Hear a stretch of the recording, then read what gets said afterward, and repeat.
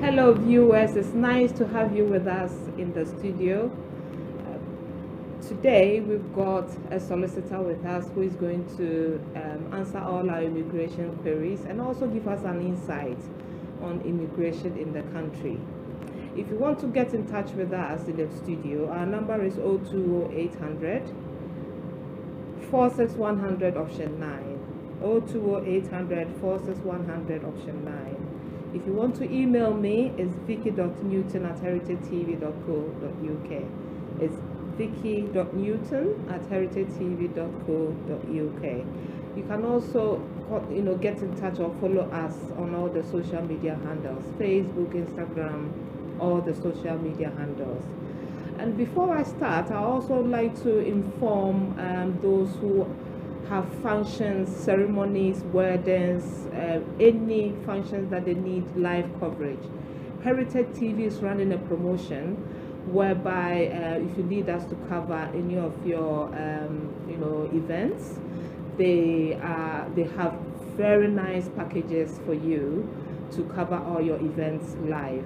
So if you are very interested, please contact us at Heritage TV on 020-800 46100 option 9, and we will take you through all the different packages that we have.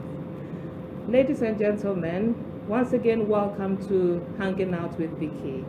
I'm privileged to have with me a seasoned solicitor. He's helped so many people in the Afro-Caribbean community to have their stay regularized in this country. So it's a privilege to have him here with us again, and then take us through any questions, what is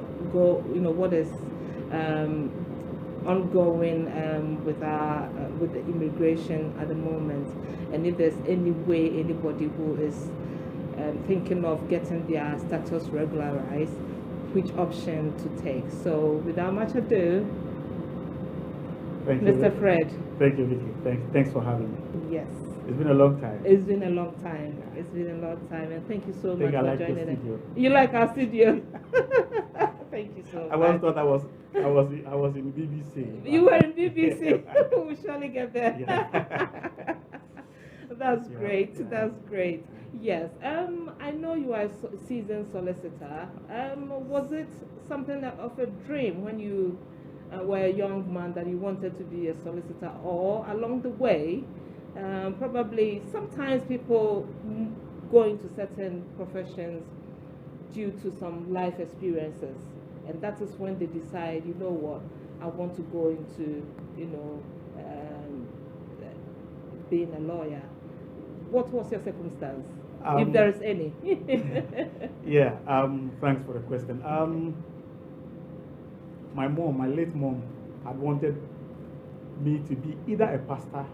Oh, wow. Praise be to God. And a lawyer. Okay. Or a lawyer, sorry. Or a lawyer, okay. Yeah, and doing some critical analysis about myself, I realized that being a pastor is not something I could go for. You could go for. So I decided that, let me be a lawyer, and I started working towards it. And so the dream from day one has been to qualify as a lawyer. Right, okay. Yeah, so that's where it started, and that's how come I'm a lawyer. You are a lawyer. Wow, okay. All right. So how many years have you practiced as a solicitor? Yeah, I've practiced law for the past 6 years. I've worked with different law firms. Okay. However, it's recently that I was enrolled as a solicitor and as a senior lawyer in our firm, Eduku Solicitors. Okay. Now, Okay. and I can say it's through a dint of hard work, because the journey has been very, very, very, very, very difficult.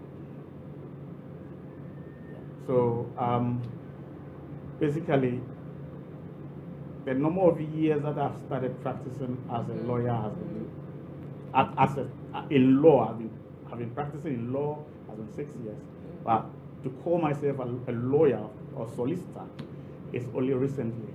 It's only recently. Yeah. Okay, that's great. That's great. Right. Going straight to the point. Entering to the UK. Yeah. What is it? You know, first of all, before anybody decides to regularize their stay in the country, about 80% of people first visit the country on few occasions. Then they decide, you know what, I want to, you know, stay in the country permanently. So, what are some of the, you know, if you want to visit come into the country as a visitor, what are some of the visa requirements that one needs? Well, this is a very popular question, and I can say most. I think the 80% is understated. We can say 90% of people who come here come here through a visitor's route, mainly because it's easier, it's cheaper to apply. The requirements are less onerous. And so I can say visitor's visa has been something which we get a lot of refusals due to the number of applications that go on. Now, people ask this question, and oh, how can I come to the UK? Or how do I get into UK? First of all, there's a cultural shock when you want to move from, say, Ghana, Nigeria, Togo to visit another country. We always think it's just like traveling, but until you go to the airline to ask, you wouldn't know that you need to get a visa. And now, the visa requirement for visitors are straightforward, just two things. First of all, they want to know whether you are coming here for a genuine reason. And the genuine reason requires that you are coming here to go, because that's what it means, visa. And secondly, they want to find out whether you can maintain yourself. Now, so it is not the person who may be inviting you to come into the UK, but it is your life in the country you are trying to live. So somebody who is very rich can decide to come on holiday and visit, because the person, it's assumed the person have the means to come here and wouldn't want to come and stay, but to go back and continue getting money as he was. However, most people think it is their hosts in the UK who have to prove that they have to show their bank statements and their immigration statement. Yeah, it's fine, but what you have to understand, or visitors will have to understand coming to the UK, is their life back in their country of origin.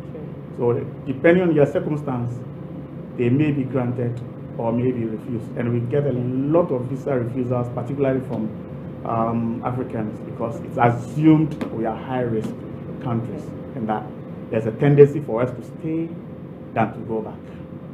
Okay. Someone has just sent in a message saying that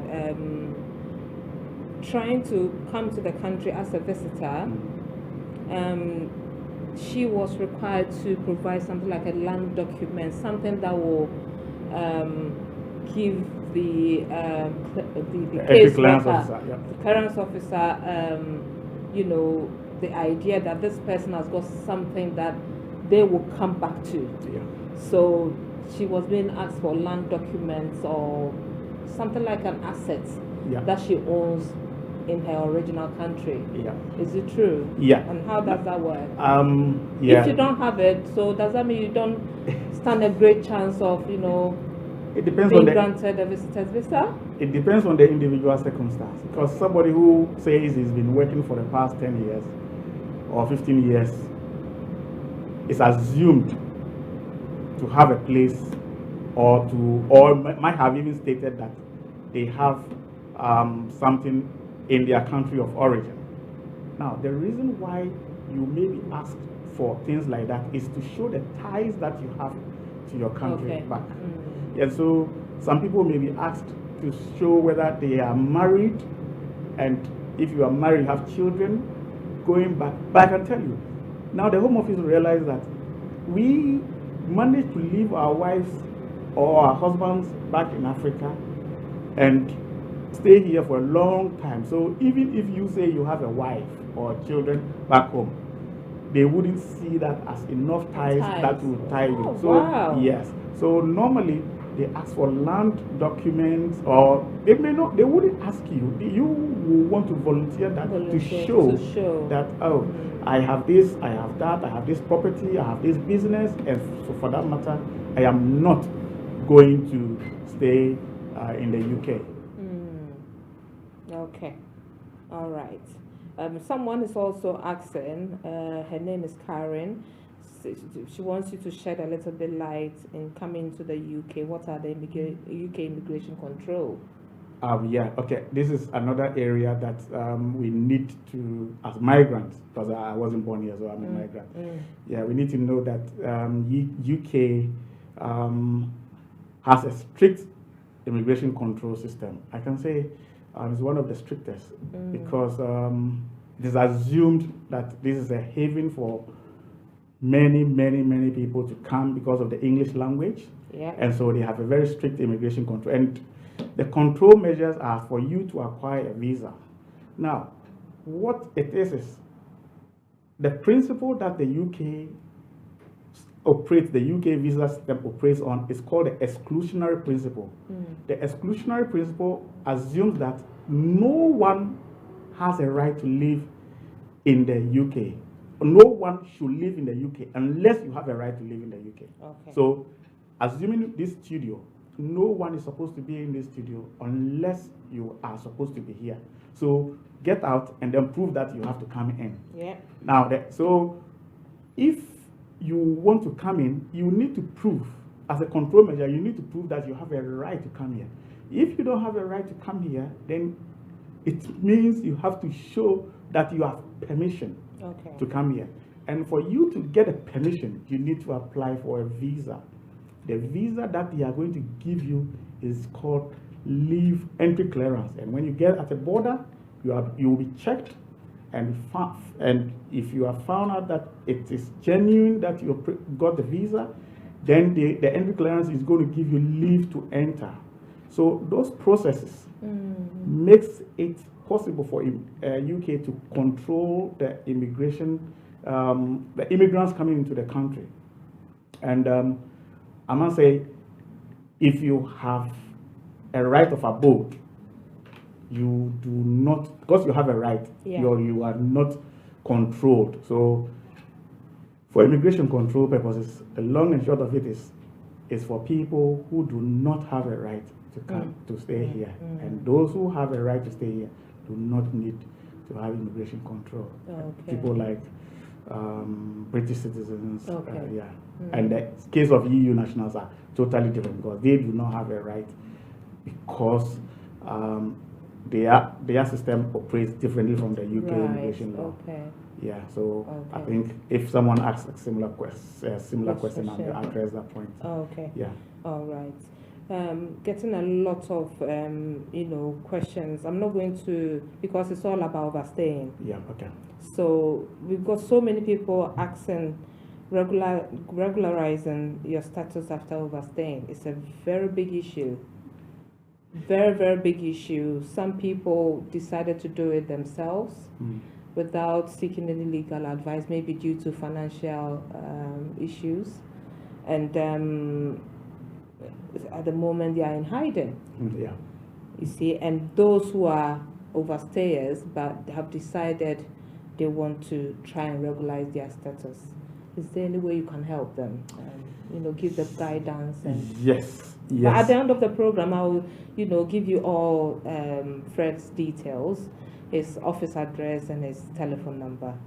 Go on, Fred. Yeah. Okay. Now, most of the overstayers, like we started, came here as visitors. Yeah. Most of them came here as visitors, and let's assume someone is coming from Africa, The person is aged 30 years and comes in here with a visitor's visa and now decides that he is not going back. After the expiration of the visa, you are an overstayer. Yes.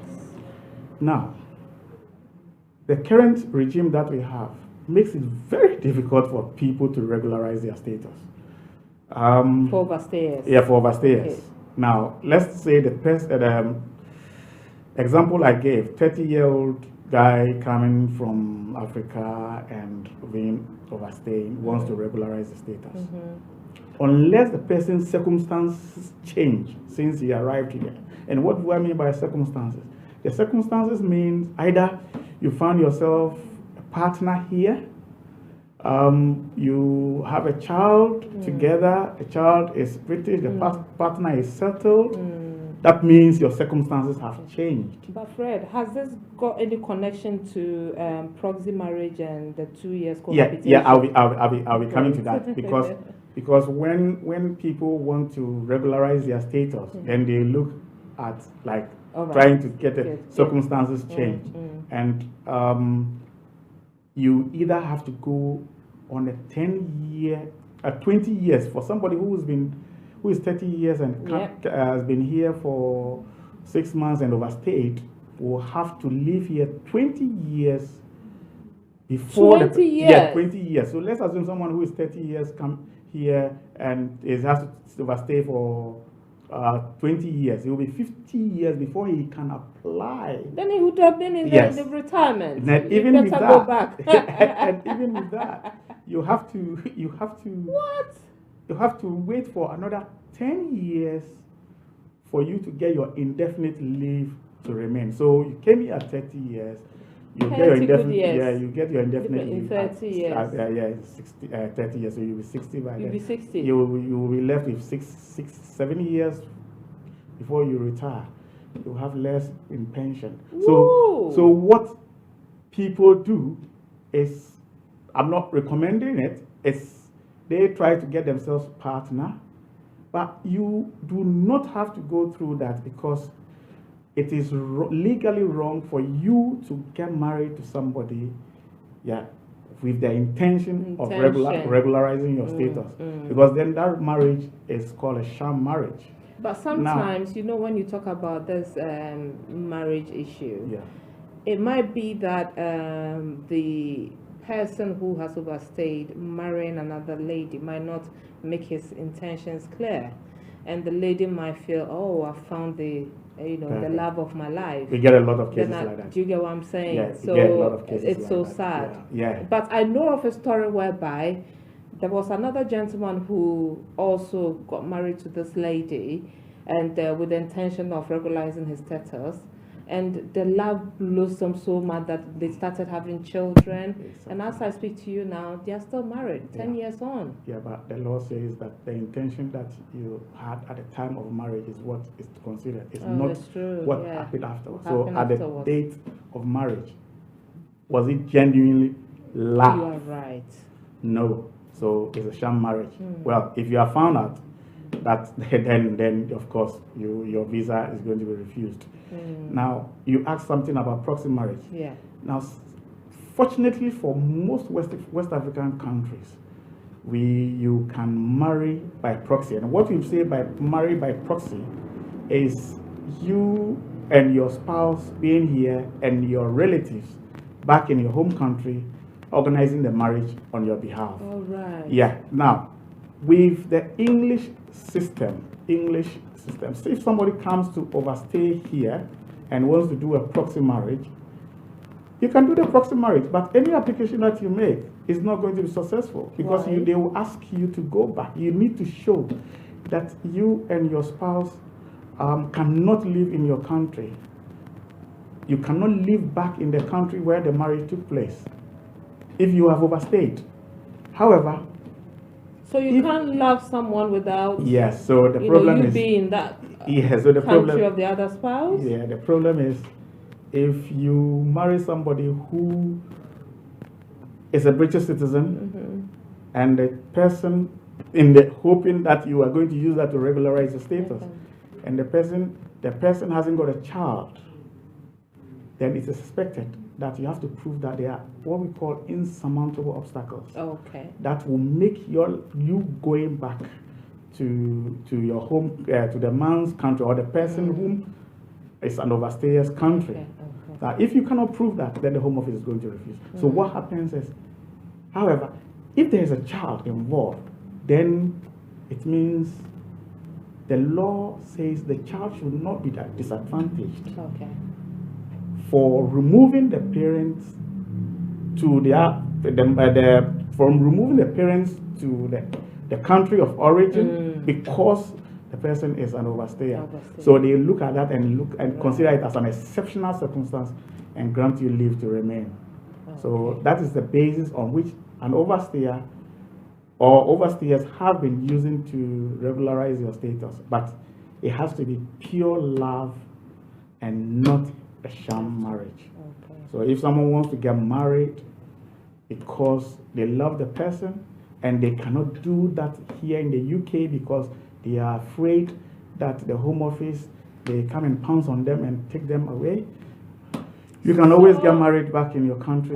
Fred, how can the Home Office ascertain whether the relationship is true love or not? Yeah, so first of all, if you want to get married here, you have to give notice to the registrar, and the registrar will have to check your passport and see whether you have leave to remain.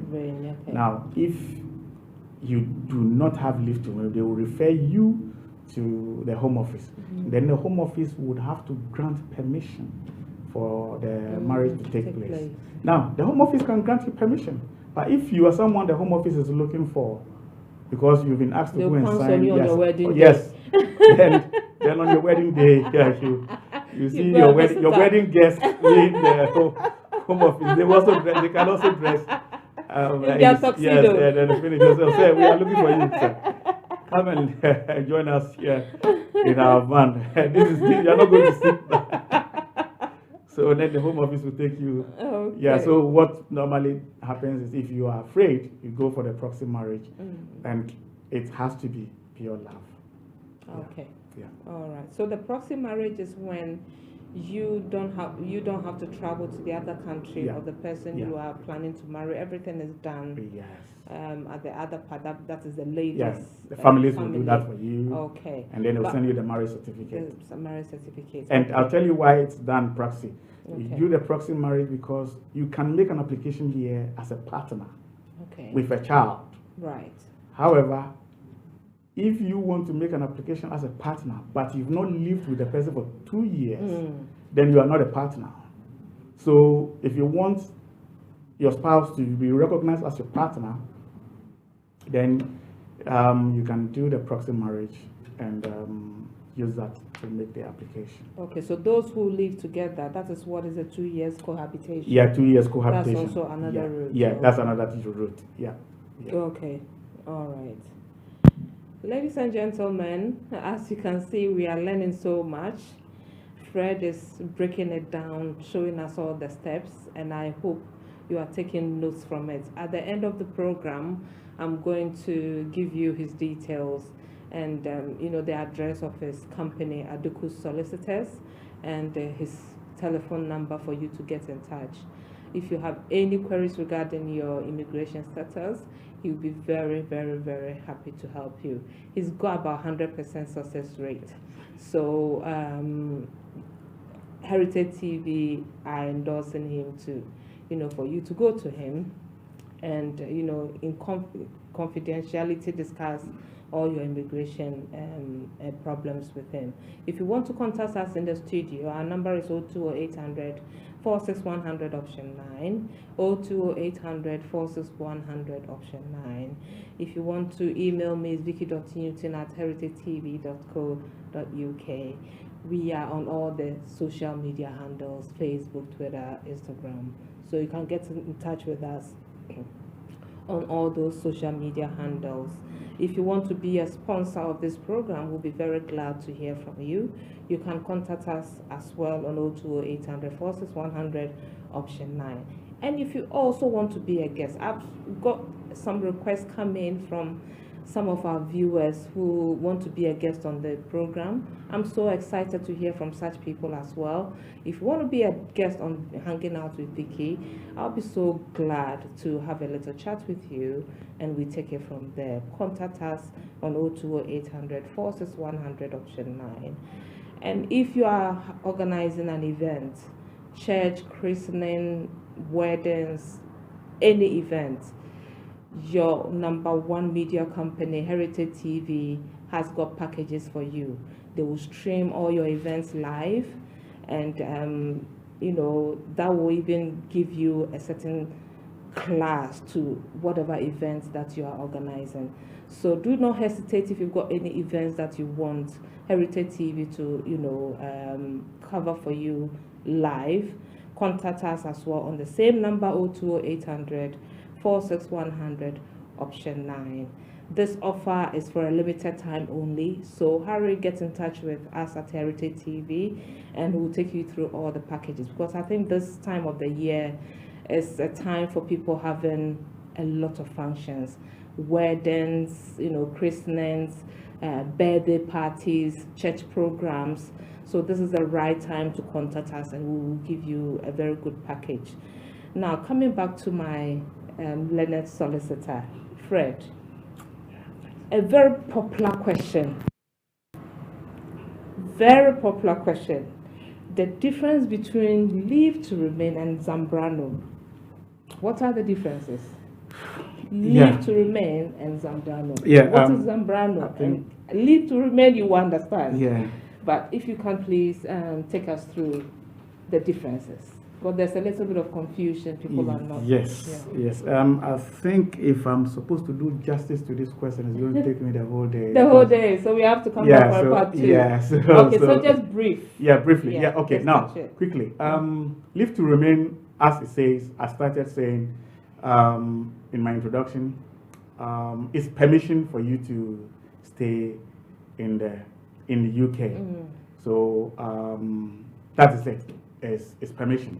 Once you have leave to remain, is permission. But the Zambrano is a derivative right, and the difference between permission and a right has to be made clear. When someone has a right, the right is there. It is like the person has it. You can't take it away from the person.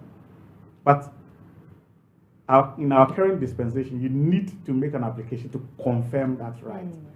Now, the Zambrano is a case under EU law that happened, and a parent was given a right to stay in a EU country because if the child, Zambrano is for a primary carer of a child, of a EU national child. Can it be a British child as well? Yes. So in UK, it must be a British child. Now, if the person can confirm that by removing him or her from the UK or to any other EU state, will compel the child to leave the UK or any other EU state, then that person must be given a right to stay, because it's going to infringe on the right of the British child. Because you are removing the child because of the parents' unregularized status. Yes. So now the Zambrano came in to make sure that primary carers of British children should be given the right. So basically, the leave to remain is under our current dispensation permission under Article 8, which is also what we call a private life. You have a right to private life or family life.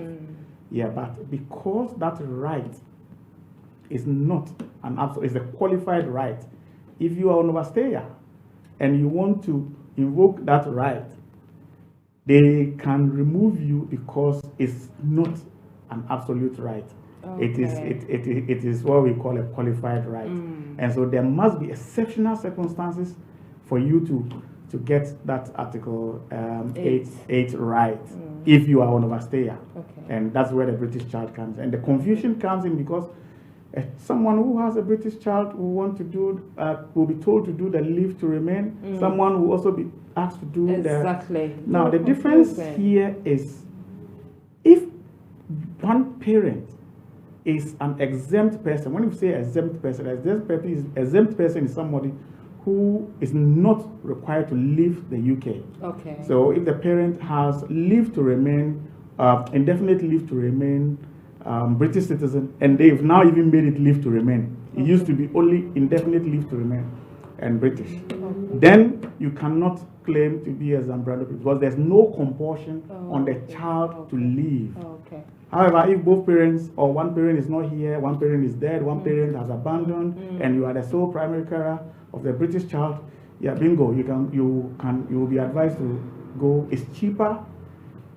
With the Brexit that is coming up now, if you are a Zambrano parent, within 5 years you get your indefinite leave, but with the leave to remain, it will take you not less than 5 years of two and a half wow. to get, and it's very expensive. So if you have a lawyer who understands both systems, and due to your circumstance, it will be advised to go for the Zambrano if you qualify, rather than the leave to remain. Yes, so Fred, regarding the Zambrano, does that mean when you are given the Zambrano status, you can have it for the length of 5 years? Then that means when it's given to you, the next time you'd have to, renew or update it, you straight away be given indefinite after you've stayed for that 5 years under the Zambrano.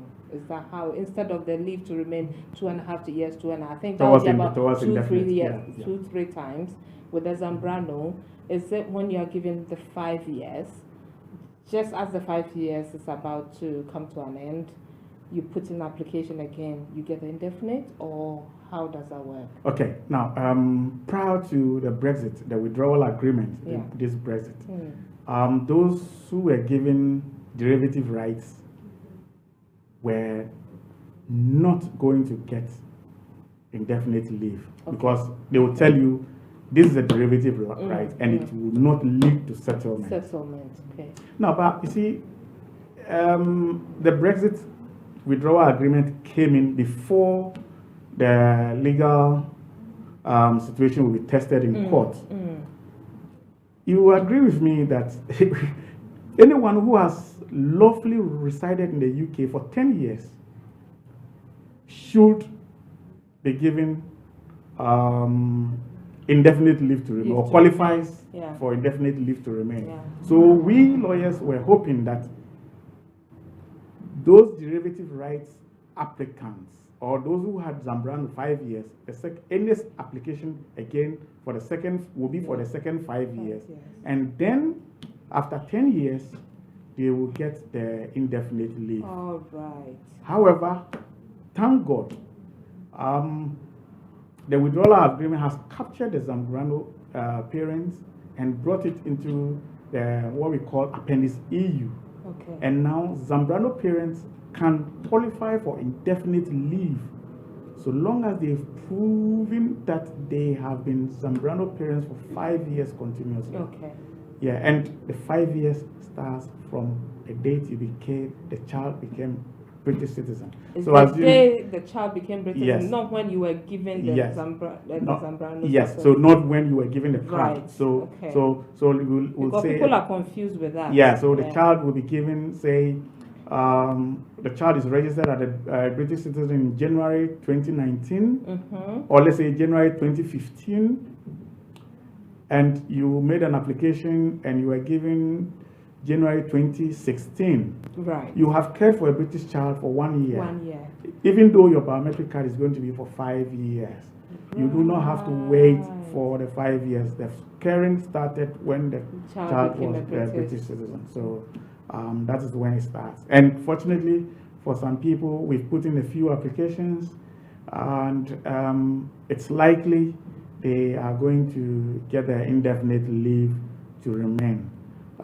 Because they have been the Zambrano parents for. So do they have to wait till the 5 years expires before they switch to the? No. So definite? How does it work? No. So how it works is, if if you come into the office and we assess and we check from the date that the child attained British citizenship, then from there we can advise you to make an application. Okay. However, we advise, I'll use this platform to advise all the viewers and listeners that they should, as much as possible, speak to their lawyers and switch on to the EU settlement scheme, because now the Zambrano parents have been captured and they can apply for pre-settled if they don't qualify for indefinite, or settled if they qualify. And the advantage over the leave to remain, or even if you are going to apply after the 10 years, is you are going to save yourself a lot of money for you to apply for indefinite leave to remain, because the application is virtually free. Yeah. And so long as you qualify, why not? Just even if you have 3 months or 4 months to get just apply now, so that at least the system has accepted you to be, you have switched, what I would say, switched onto the derivative rights to the Appendix EU Zambrano application. Okay. All right. And now Brexit. Oh yeah, the almighty. What is going on currently? Okay. The effects of Brexit on immigration. Yeah. They have currently, Brexit came about because of supposed to be the high migration of EU migrants into the UK. They have a withdrawal agreement that allows family members or EU nationals to come in even after the UK leaves the EU.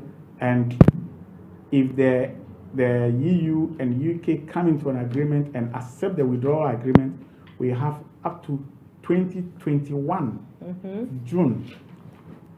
However, if there's no agreement, next year, 31st December 2020, will be the last time that EU nationals and their family members can come here with the less restriction that we have now. So currently we have a system, dual application process that is going on. It's called the EU settlement scheme and the EU applications previously, EU regulations. If you speak to your lawyer, I will advise you per your circumstance which application you should do.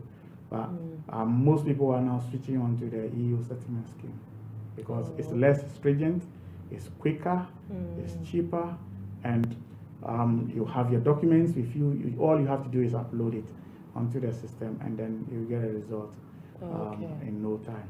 Yeah. Oh, wow. Okay. I've got Emmanuel send a message as well saying he wants to know the difference between definite leave and permanent residence. Oh, okay. Yeah, these are questions that people keep asking. I'll talk about the similarities first. Okay. First of all, they are all settled status, which means you have less control over your stay in the UK, or you do not have a time limit. That's what I should say. You do not have a time limit for you to stay here. If you have a permanent residence or you have indefinite leave, they are both not time bound. However, the difference between the permanent residence is one is given under the previous EU regulations, whereby somebody who is a family member of an EU national or is an EU national having lived here and worked here for 5 years will qualify for permanent residence. Correct. Now, but indefinite leave, as I say, leave is something which you are given the permission to stay here. So anytime you hear leave, it means you've been given permission to stay here indefinitely. But with a permanent residence is the invoking of your rights that you have, your family member or yourself have exercised for the past 5 years. So one is based on the right and one is based on permission. That's it. But they all serve the same purpose. Though technically, if I'm supposed to explain further, I can say the permanent residents have a little advantage over the indefinite leave because that one is under EU. If you are going to be removed for committing a crime in the country, because you had it under EU, they use a different threshold. Okay. Yeah, but if you have it under indefinite leave, then they use the UK law threshold, whereby 12 months jail sentence is automatic deportation. Yeah. Oh, whoa. Yeah. So, I mean, once we get future appointments to come to the studio, I'll be able to delve deep into it. Yeah. Okay. Yeah. All right. Yeah. Okay. I've got another lady send a question. Elana, hi. She says she's enjoying the program, very educative. Thank you, Elana. Elana wants to know, at what age can she apply for naturalization for her child? Okay. She's not a British citizen. Okay. Now the question is wide and broad. Yeah. Okay. Yeah. If the caller is a British citizen, so long as you give birth to the child from day one. Yeah, from day one, the child is British. It doesn't matter whether the child is born here or outside of the UK. Right. Yeah. However, if she had indefinite leave or permanent residence, yes, it only applies when the child is born in the UK. So the child can be registered immediately, or not registered, sorry. The passport can be applied for the child so long as at the date of birth the mother or one of the parents has indefinite leave or the father is settled. So as she's saying, she is a British citizen. She doesn't need to do anything. She just has to go and get a passport. Okay, how about someone who is an overstayer, has a child? Do those people have the right to apply, for naturalization for their child? Yes. Okay. Yes. Someone who's overstayed in the UK will have to wait for the child to grow. So you have to be feeding the child for the next 10 years. And so long as the 10 years comes, yes. You can't wait, you keep counting it. Yes, you have to mark in the calendar. Exactly. And making sure, praying over it, fasting over it to make sure your child, because most people will want to regularize their status based on their children. Child. So they wouldn't want to wait for the 20 years. So if they have a child and the child will be 10 years, then immediately the child will be a British citizen, and that makes it unreasonable for the child to leave the UK because the parents are not regularized. A similar question is coming quickly. He's asking, Emmanuel, hi. He's asking, do you put in application on the 10th birthday or wait a couple of days after the child's 10th birthday or few days to the 10th birthday?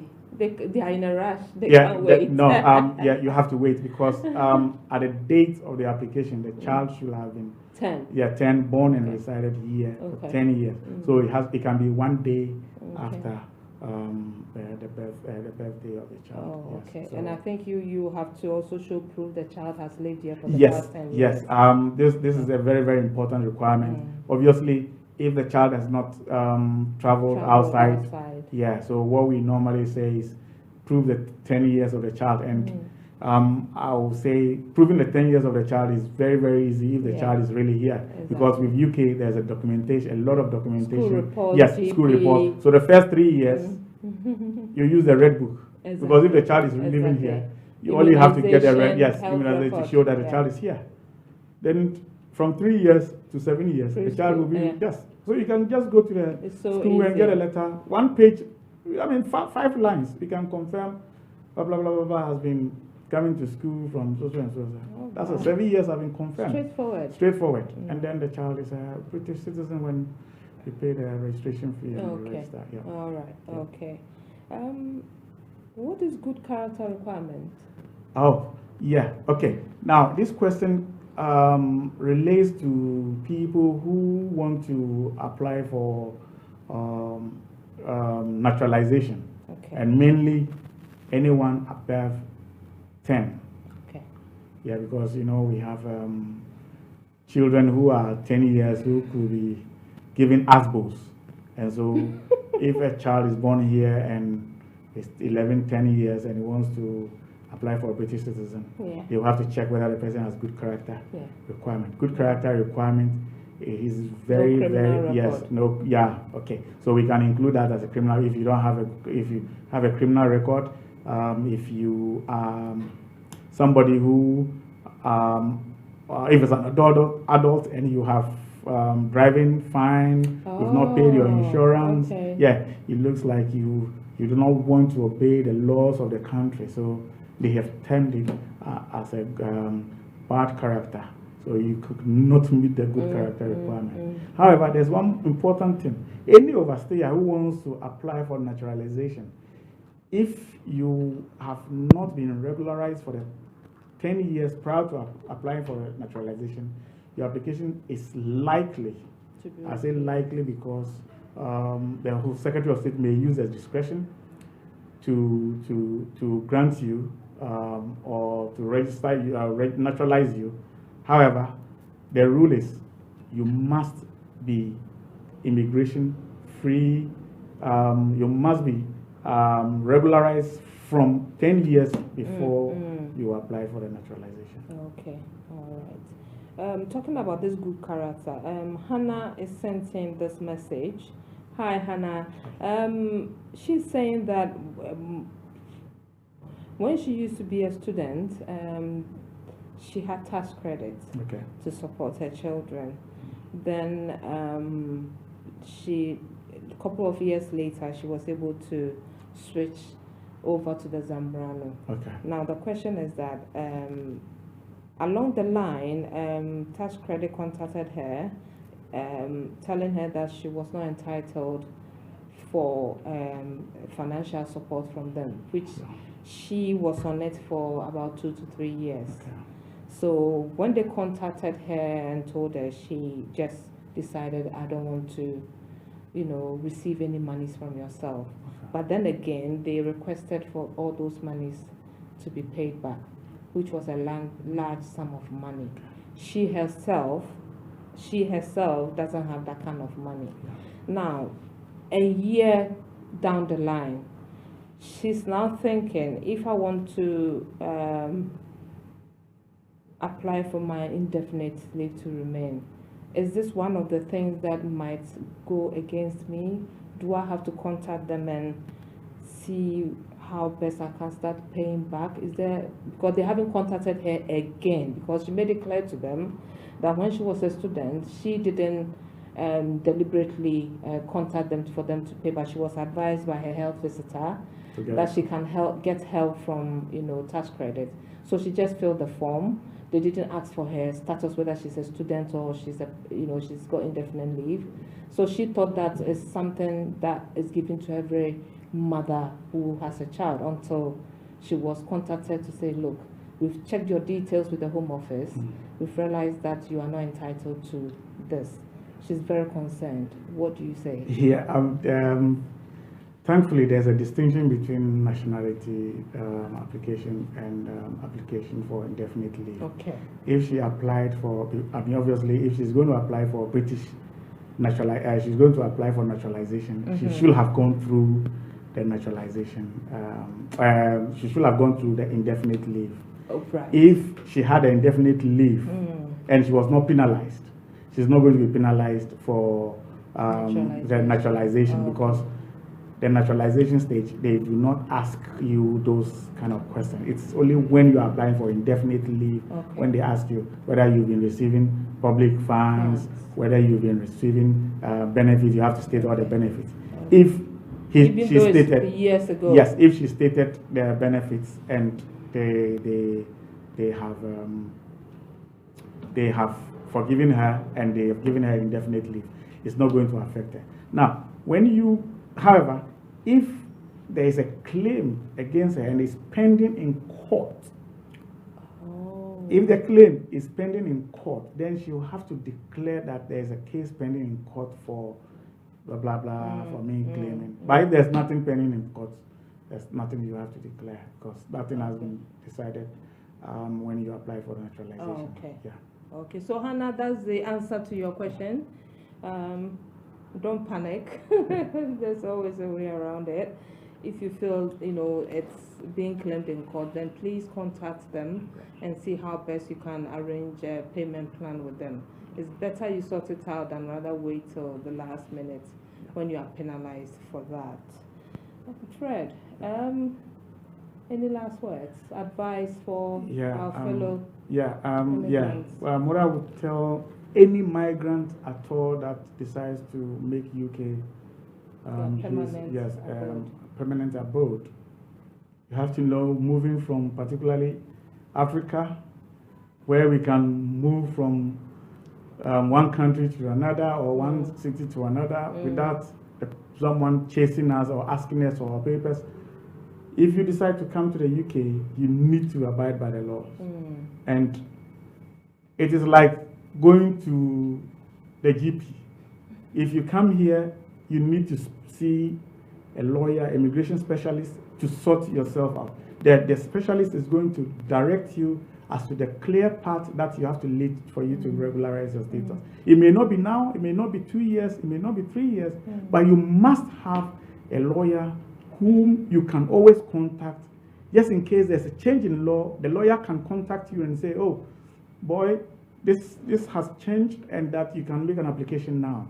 However, if you don't go to a lawyer, or you don't show yourself to a lawyer for the lawyer to advise you, you wouldn't be able to regularize your status. And before you know, the immigration officers have pounced on you, and they've put you in detention and taken you back to. And it's not an experience that I want anyone to go through, because another day I'll recount how I went into detention, and then you did? Yes, how it looks like. So, seriously, Fred? Yes, so it's not an experience that I want anyone to go through. So please get yourself regularized, see a lawyer, and then seek and not advice. Just any lawyer. Yes, not just any lawyer. Yes. See a lawyer whom you will see. Most of the lawyers, you see the law firm that they work in. If they are very good, clients will be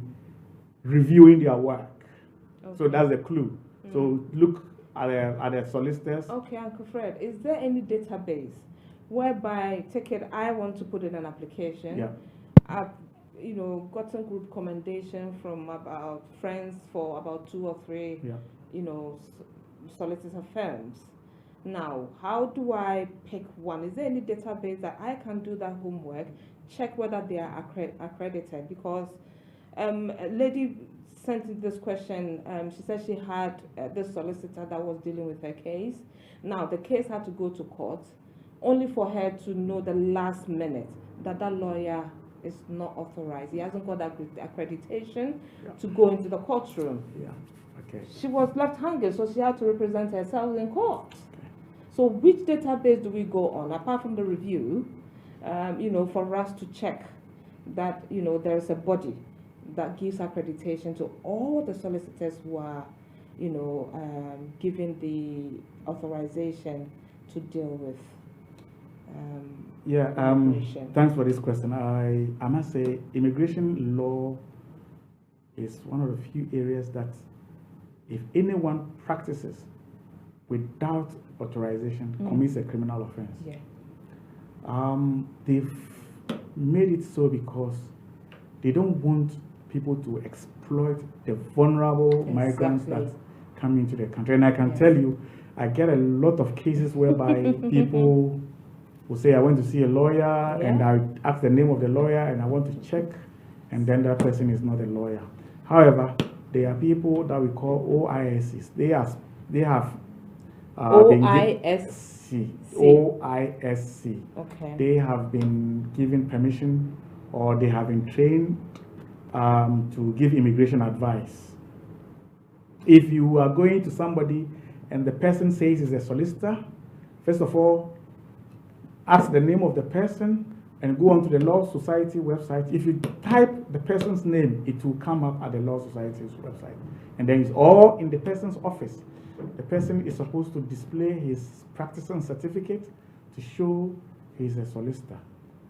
And if you do all this and the lawyer is not doing the right thing, or if you are not getting what you paid for, of course, we are regulated by a body. You can always make a complaint, lodge a complaint to the legal ombudsman, and then that lawyer may be punished or sessioned. So anyone who seeks a legal advice for immigration legal advice should check the background of the lawyer. First of all, I will go onto their website, if the law firm has got a website, to see whether people have said anything about the lawyer. Then I'll check the name of the lawyer on the Law Society's website and see whether that person is even a lawyer. Yes, and then I will try, even though you have to pay consultation, I'll try and pay a visit and see where the firm is, because some of them are lawyers that they may not be practicing in a particular firm. They are consultants and moving about, and they are difficult. We have a lot of pocket lawyers in the system. yes, it's easy because people do not want to pay for a correct legal advice, so they always go for the fake ones. Right. As you know, everything that has genuine has fake. Yeah. I wanted to stop here with the questions, but this last one is it's very interesting. Okay. So I promise this just the last one. The rest, probably I will ask them to contact you. Okay. And no problem. take it there. Yeah. I've got just one sentence that since we've got Boris as the Prime Minister, I think he promised an amnesty. What do you think? Do you think it's coming on or not? Your assumptions. I would have loved Boris to follow. But did he really suggest that? Yes, I think in 2018. Yeah, 2018. He did suggest that people should be granted amnesty. And that. But you see, the problem with Boris is he changes his mind. No, it's not because he changes his mind. He's being propped up by hardline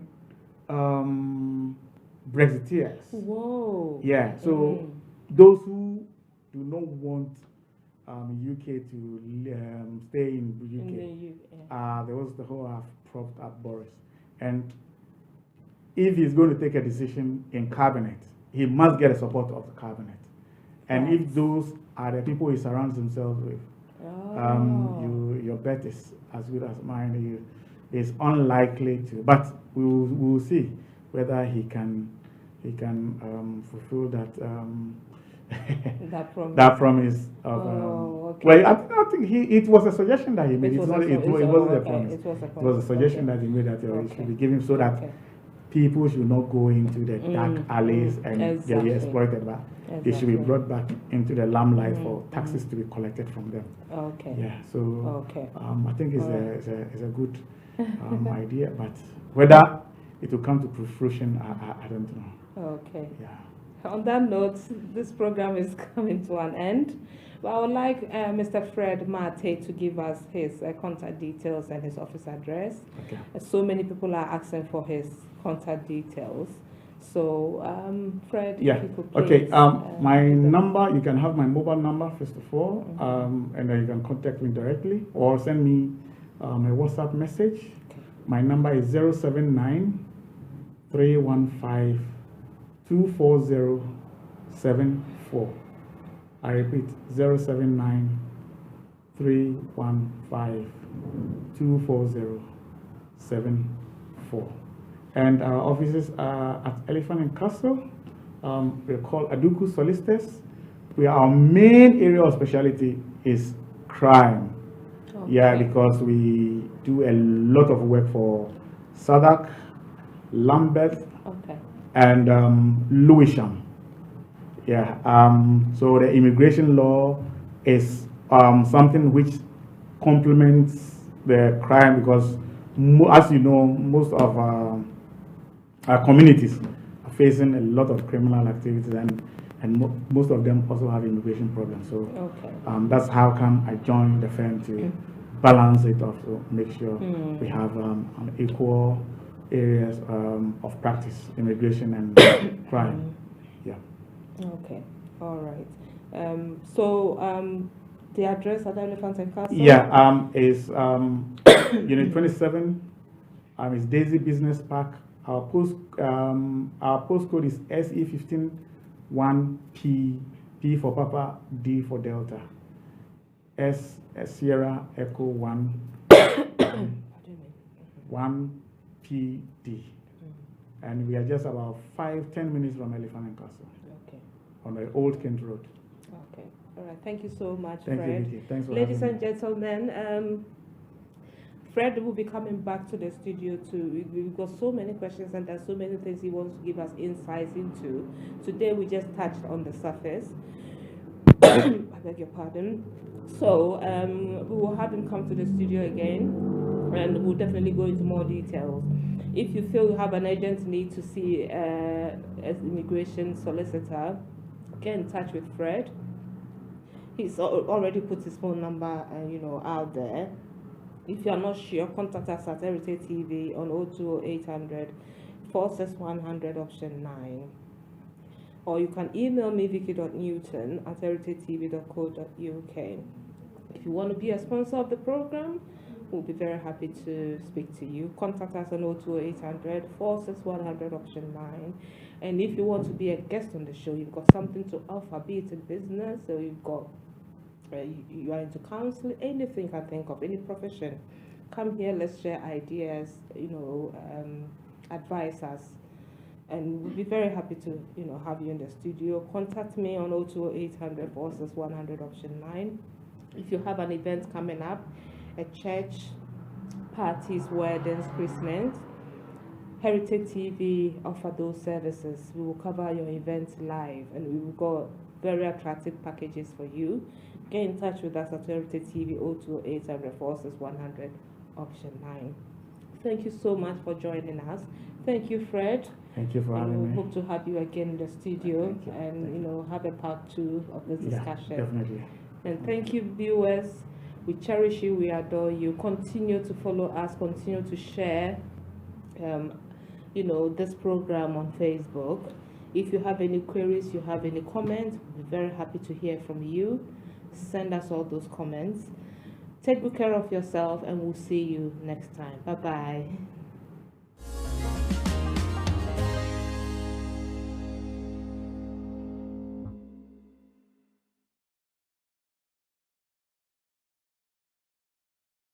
Heritage Television. Promoting African culture and heritage at its best.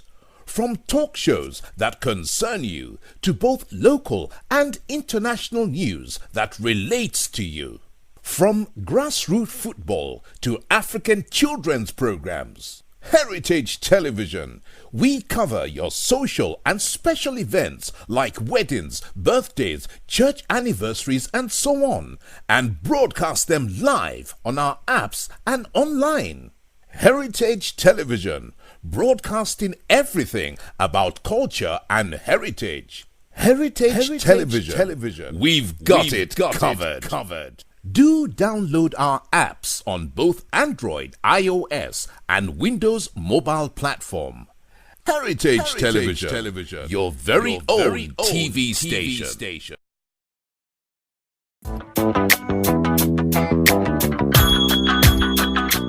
Hello, Sister Joy. Alhaja. Sister Joy, every time I see prophetess these days, her skin just dey glow like newborn baby. Not be only you notice that, oh. Hello, prophetess. Hello, friend. Prophetess, today, you have to tell us the secret of this everlasting beauty, oh. That is not a secret, oh, my sisters. Wendy Glow Cosmetic Series is my all-in-all, from facial scrubs to stretch mark remover. Trust Wendy Glow to have a solution for your skin. All their products are personalized to your skin conditions and you will see a visible difference within a short time. Currently, they are giving 10% discount by mentioning Wendy HTV. Abeg, take me there now. I no wan party again, oh, until I start using Wendy Glow. Me, I want to party. This is their details. Telephone 01634 936 728. Mobile number 07403 251 543. Website www.wendysglowcosmetics.com. Email info@wendysglowcosmetics.com. Wendy Glow Cosmetics will help you wear less makeup.